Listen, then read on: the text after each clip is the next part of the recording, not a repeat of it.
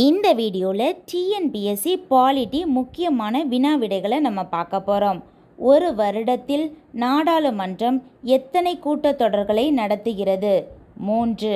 மக்களவை மாநிலங்களவை கூட்டத்தொடரில் நடத்துவதற்கு மொத்த உறுப்பினர் எண்ணிக்கையில் குறைந்தபட்சம் எத்தனை பங்கு எண்ணிக்கை இருக்க வேண்டும்? 10ல் 1 பங்கு.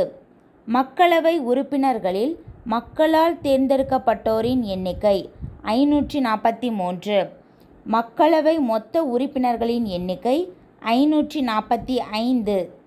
மக்களவையின் தலைமை தாங்கி நடத்துபவர் சபாநாயகர். நாடாளுமன்ற தலைமை செயலகத்தில் நிர்வாகத் தலைவர் மக்களவை சபாநாயகர். எந்த திருத்தச் சட்டத்தின்படி ஒரு உறுப்பினரை கட்சித்தாவல் அடிப்படையில் தகுதி இழப்பு செய்யும் அதிகாரம் சபாநாயகருக்கு உள்ளது? 52. மாநிலங்களவை உறுப்பினர்களின் எண்ணிக்கை 250. குடியரசுத் தலைவர் நியமனம் செய்யும் மாநிலங்களவை உறுப்பினர்களின் எண்ணிக்கை 12. மாநிலங்களவை எப்போது உருவாக்கப்பட்டது? 1952ஆம் ஆண்டு. மாநிலங்களவை உறுப்பினர்களின் பதவிக்காலம் 6 ஆண்டுகள். தமிழ்நாடு மாநிலங்களவை உறுப்பினர்களின் எண்ணிக்கை மொத்தம் 18. நிதிநிலை அறிக்கை அல்லது பணம் சம்பந்தப்பட்ட எந்த ஒரு சட்டத்தையும் மக்களவை நிறைவேற்றினால் மாநிலங்களவை அந்த சட்டத்தை எத்தனை நாட்களுக்கு மட்டும் காலதாமதப்படுத்த முடியும்? 14 நாட்களுக்கு மட்டும். எந்த விதியின்படி மாநிலங்களவை மாநில பட்டியலில் குறிப்பிடப்பட்டிருக்கும் அதிகாரங்களுள் நாடாளுமன்றம் சட்டம் இயற்ற அதிகாரம் அளிக்க முடியும்? 249.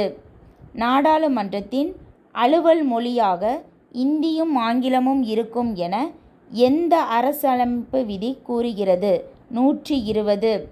காவல் என்பது எந்த பட்டியலில் உள்ளது? மாநில பட்டியலில். அரசியலமைப்பு திருத்த சட்ட விதி 368. மாநிலங்களவையின் தலைவர் யார்? துணை குடியரசுத் தலைவர். குடியரசுத் தலைவரின் வேட்பாளர் இந்திய ரிசர்வ் வங்கியில் எவ்வளவு வைப்புத் தொகையாக கட்ட வேண்டும்? 15,000 ரூபாய். இந்திய அரசியலமைப்பில் எந்த விதி இந்தியாவிற்கு ஒரு குடியரசுத் தலைவர் இருக்க வேண்டும் என்று கூறுகின்றது? 52வது விதி. இந்திய குடியரசுத் தலைவருக்கு பதவி பிரமாணம் செய்து வைப்பவர் யார்? உச்ச நீதிமன்ற தலைமை நீதிபதி. குடியரசுத் தலைவரின் அதிகாரப்பூர்வ இல்லம் ராஷ்டிரபதி பவன்.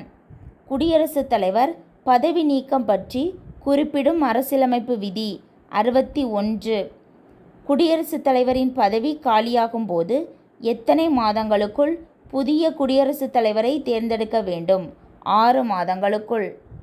மத்திய அமைச்சர்களுக்கு பதவி பிரமாணம் செய்து வைப்பவர் யார்? குடியரசுத் தலைவர். இந்திய குடியரசுத் தலைவரின் நெருக்கடி கால அதிகாரங்கள் எந்த பாகத்தில் குறிப்பிடப்பட்டுள்ளது? 18வது பாகத்தில். குடியரசு துணைத் தலைவரை பற்றி குறிப்பிடும் அரசியலமைப்பு விதிகள் 63 முதல் 70 வரை.